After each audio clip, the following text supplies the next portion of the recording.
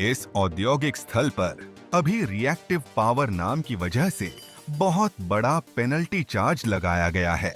Boss नाराज और उलझन में है। इलेक्ट्रिकल इंजीनियर समझाने की कोशिश करता है कि उसका पावर फैक्टर खराब है, लेकिन अब बॉस और भी ज्यादा उलझन में है। अंतर क्या है और यह इतना जरूरी क्यों है? आइए इस वीडियो में जानते हैं, जिसे ब्रिलियंट ने प्रायोजित किया है। क्या पावर फैक्टर डीसी सर्किट्स पर लागू होता है? नहीं, नहीं। वोल्टेज और करंट एक ही दिशा में लगातार प्रवाहित होते हैं, इसलिए पावर फैक्टर लागू नहीं होता। बाद में वीडियो में आप समझेंगे कि ऐसा क्यों है। हालांकि यह ऐसी सिस्टम्स पर लागू होता है जिनमें सिंगल फेज अप्लायंसेस शामिल होते हैं, लेकिन खासकर थ्री फेज इक्विपमेंट पर, क्योंकि आमतौर पर इन्हीं की वजह से बड़े पेनल्टी चार्ज लगते हैं। एक मल्टीमीटर से देखने पर ऐसा लग सकता है कि वोल्टेज और करंट स्थिर हैं, लेकिन लेकिन अगर हम एक ऑसिलोस्कोप का इस्तेमाल करें तो हम देख पाएंगे कि वे स्थिर नहीं हैं। इसमें साइन वेव पैटर्न होता है। वोल्टेज और करंट के मान लगातार बदलते रहते हैं और सकारात्मक व नकारात्मक मानों के साथ ऊपर नीचे होते रहते हैं। ऐसा इसलिए है क्योंकि जनरेटर मूल रूप से एक घूर्णनशील मैग्नेटिक फील्ड पैदा कर रहा है, जो वायर के कॉइल्स के पास से गुजरता है। इन कॉइल्स को लगातार बदलती मैग्नेटिक फील्ड की तीव्रता का अनुभव होता रहता है। यह एक वोल्टेज इंडस कर सकता है, जो मूल रूप से इलेक्ट्रॉनों को एक दिशा में धकेलता है और फिर दूसरी दिशा में खींचता है। यह आपके देश के विद्युत मानकों पर निर्भर करता है कि यह प्रक्रिया प्रति सेकंड 50 या 60 बार होती है, और इसी तरह से 50 हर्ट्ज या 60 हर्ट्ज का ऐसी सप्लाई बनता है। यह बदलती तीव्रता और दिशा पॉजिटिव और नेगेटिव मानों के साथ एक साइन वेव बनाती है, जिनका औसत शून्य होता है। इसलिए मल्टीमीटर केवल आरएमएस रूट मीन स्क्वेयर्ड मानों की गणना करता है और दिखाता है, ताकि इसका उपयोग आसान हो सके। मान लीजिए हम किसी अनजाने लोड के लिए आरएमएस वोल्टेज और करंट को मापते हैं। अगर हम इन मानों को गुणा कर दें तो हमें अपरेंट पावर मिलती है, जो इस उदाहरण में 120 वोल्ट एम्पियर्स है। डीसी सर्किट्स में यह हमें वॉट्स में पावर देता है, लेकिन ऐसी सर्किट्स में ऐसा नहीं होता। इसके बजाय हम इसे वोल्ट एम्पियर्स में मापते हैं। यह बताता है कि कुल कितना पावर सप्लाई किया जा रहा है, लेकिन यह नहीं बताता कि वास्तव में कितना पावर इस्तेमाल हो रहा है। अगर हम इस अनजाने लोड पर एक ऑसिलोस्कोप लगाएं, तो हम देखेंगे कि वोल्टेज और करंट एक साथ नहीं है। करंट देर से आता है और वोल्टेज से पीछे रहता है, जिसका मतलब है कि हमारे पास पावर फैक्टर से जुड़ी समस्या है। हम चाहते हैं कि ये दोनों आपस में ज्यादा करीब हों। मान लीजिए हमने मापा कि डिले लगभग 1.71 मिलीसेकंड है और हम इसे आसानी से डिग्री में बदल सकते हैं। अगर हम इस कोण का कोसिने लें तो हमें 8 का पावर फैक्टर मिलता है, जो बहुत अच्छा नहीं है। एक परफेक्ट पावर फैक्टर का मान 1 होता है, लेकिन इसे हासिल करना मुश्किल होता है। इसलिए अक्सर हमारा लक्ष्य लगभग 0.95 या 0.9 के बीच रहता है। अब अगर हम आरएमएस वोल्टेज और करंट को पावर फैक्टर से गुणा करें तो हमें वास्तविक पावर मिलती है, जिसे हम वॉट्स में मापते हैं। यह वही पावर है जो वास्तव में किसी उपयोगी काम में लगती है। आदर्श रूप से हमें सिर्फ इतनी ही पावर सप्लाई करनी चाहिए। यही हमारा लक्ष्य है, लेकिन हम इससे ज्यादा सप्लाई कर रहे हैं क्योंकि पावर फैक्टर खराब है। अगर हम पावर फैक्टर को सुधार कर एक परफेक्ट कर दें तो क्या होगा? खैर, रियल पावर लगभग स्थिर रहती है और वोल्टेज भी, जिसका मतलब है कि करंट बदलना होगा। हम देखते हैं कि करंट कम हो गई है, जिससे अपैरेंट पावर भी कम हो जाती है। पावर फैक्टर को सुधारकर हम कम पावर सप्लाई करके भी उतना ही काम करवा सकते हैं। यह अतिरिक्त पावर कहां जा रही है? इसे हम रिएक्टिव पावर कहते हैं, और इसे पावर ट्रायंगल की मदद से बेहतर तरीके से समझ सकते हैं। हम रियल पावर के लिए एक क्षैतिज रेखा बना सकते हैं, फिर अपैरेंट पावर दिखाने के लिए एक कोण पर दूसरी रेखा खींच सकते हैं। इन दोनों रेखाओं के बीच का कोण वही डिले है जिसे हमने ऑसिलोस्कोप पर मापा था। हमें पता है कि इस कोण को हम आसानी से पावर फैक्टर के मान में बदल सकते हैं, लेकिन हम उस मान का इन्वर्स कोसाइन लेकर उस कोण को ढूंढ सकते हैं। हम रियल पावर को अपैरेंट पावर से भाग देकर भी इस मान को निकाल सकते हैं। इससे आप देख सकते हैं कि पावर फैक्टर सिर्फ एक रेशियो है, इसलिए इसकी कोई यूनिट्स नहीं होती।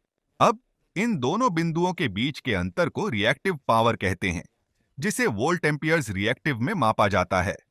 मैं अभी बताऊंगा कि यह क्या करता है। इन रेखाओं को खींचने से हम एक पावर ट्रायंगल बना लेते हैं। यदि हमने इसे सही तरीके से प्लॉट किया है तो हम इस मान को सीधे माप सकते हैं, अन्यथा हम इसे इस फॉर्मूला का उपयोग करके गणना कर सकते हैं।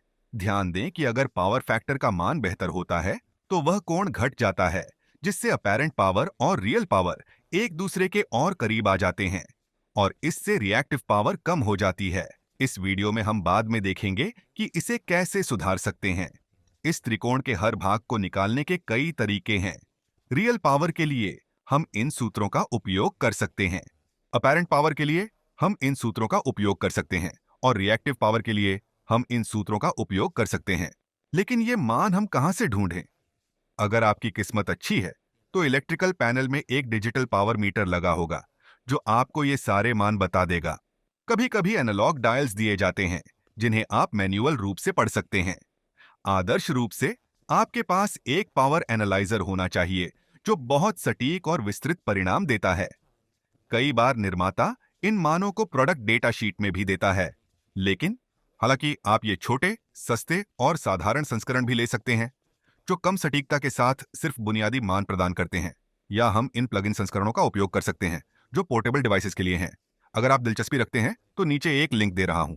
अब सर्किट में ऐसे कंपोनेंट्स हो सकते हैं जो रेजिस्टिव, इंडक्टिव या कैपेसिटिव हों। रेजिस्टिव लोड्स जैसे इनकैंडेसेंट लाइट बल्ब्स ऊर्जा को गर्मी और प्रकाश में बदल देते हैं। इंडक्टिव लोड्स जैसे इलेक्ट्रिक मोटर्स अपनी मैग्नेटिक फील्ड में ऊर्जा को संग्रहित और रिलीज करते हैं। कैपेसिटिव लोड्स जैसे कैपेसिटर्स अपनी इलेक्ट्रिक फील्ड में ऊर्जा को संग्रहित और रिलीज करते हैं। ये सभी सर्किट को अलग अलग तरीकों से प्रभावित करते हैं। आइए समझें कैसे और क्यों। मान लीजिए हम आरएमएस वोल्टेज मापते हैं। यह साइन वेव के पीक का लगभग 70.7% होता है। इसलिए पीक ढूंढने के लिए हम इस सूत्र का इस्तेमाल करते हैं।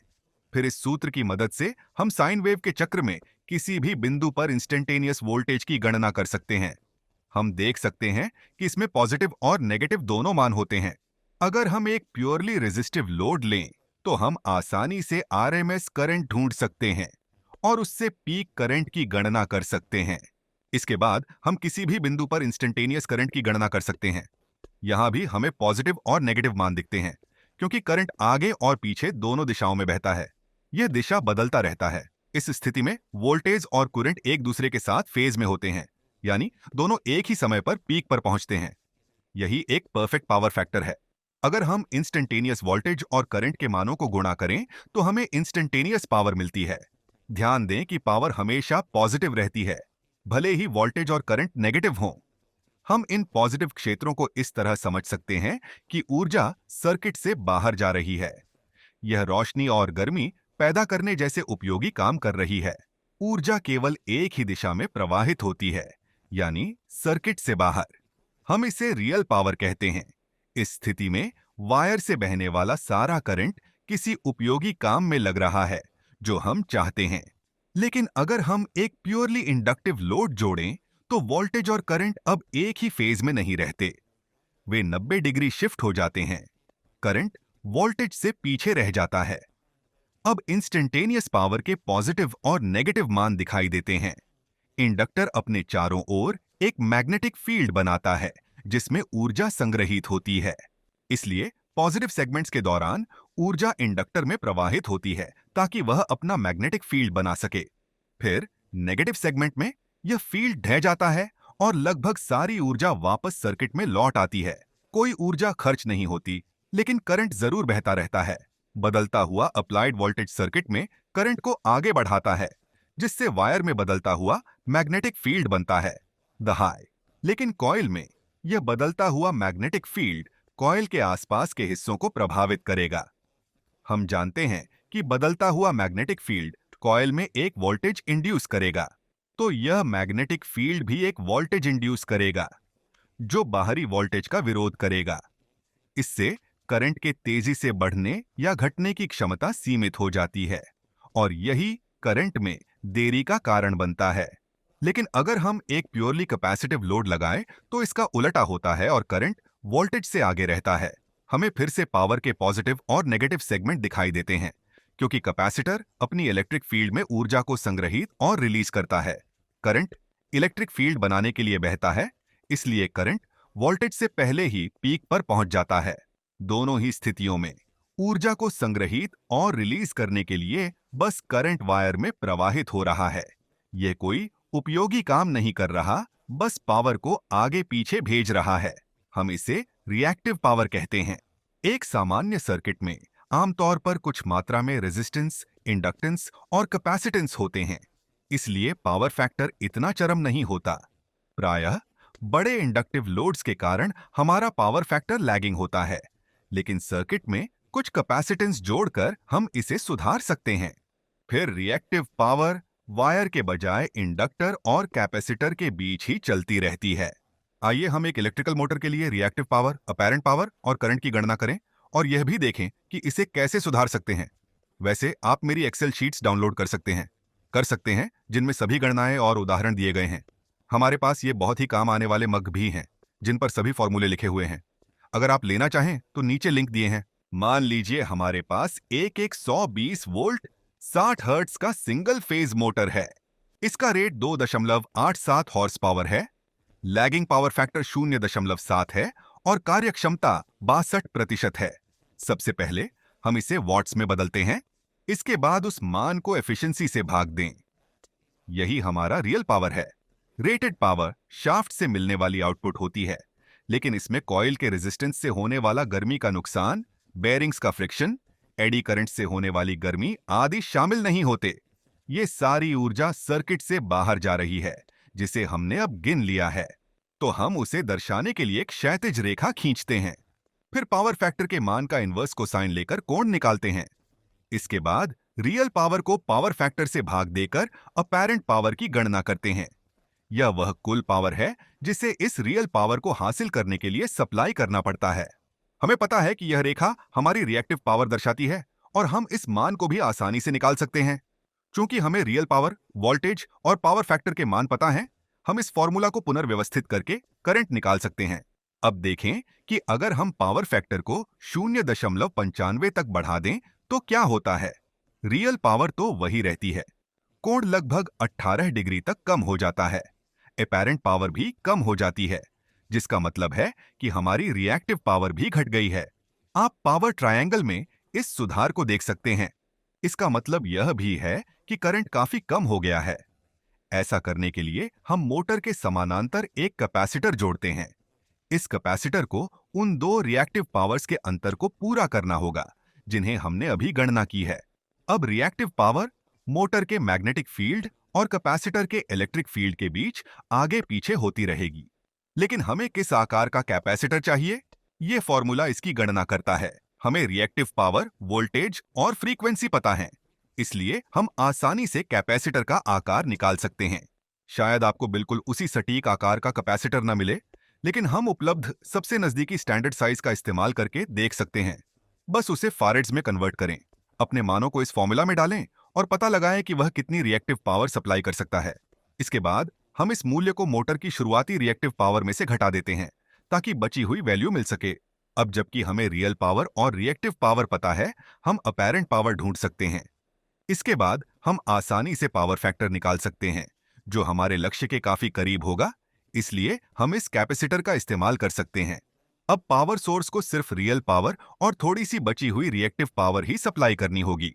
अगर यह बस एक छोटा सा मोटर है, तो कल्पना कीजिए कि एक बड़े औद्योगिक स्थल में, जहां इससे कहीं बड़े बड़े उपकरण होते हैं, क्या होता होगा। आपने देखा होगा कि जनरेटर्स और ट्रांसफॉर्मर्स जैसे उपकरणों की रेटिंग अपैरेंट पावर में दी जाती है। तो अगर किसी बड़े उपभोक्ता का पावर फैक्टर खराब है, तो वह अपनी रिएक्टिव पावर के कारण नेटवर्क की सारी अतिरिक्त क्षमता घेर लेता है, जो किसी उपयोगी काम में नहीं आती। उस स्थिति में कोई और उपभोक्ता नेटवर्क से नहीं जुड़ सकता, जब तक कि पूरा नया नेटवर्क न लगाया जाए या कहीं बड़े उपकरण न लगाए जाए। दोनों ही विकल्प बेहद महंगे हैं। जैसे जैसे रिएक्टिव पावर बढ़ती है, वायर में करंट भी बढ़ता है, जिसका मतलब है कि ट्रांसमिशन लॉस भी बहुत ज्यादा हो जाएगा। इस सब का नतीजा यह होता है कि उपकरणों को ज्यादा बार बदलना पड़ता है और इसकी लागत उपभोक्ताओं पर ही डाल दी जाती है। इसलिए बिजली कंपनी आमतौर पर बड़े उपभोक्ताओं पर पेनल्टी चार्ज लगाती है, ताकि वे पावर फैक्टर करेक्शन स्थापित करने के लिए प्रोत्साहित हों। ये शुल्क आमतौर पर घरेलू ग्राहकों पर लागू नहीं होते, क्योंकि उनकी खपत की तुलना में ये बहुत कम होती है। इलेक्ट्रिकल इंजीनियरिंग से जुड़े विषयों और उनके पीछे की गणित को समझना मुश्किल हो सकता है।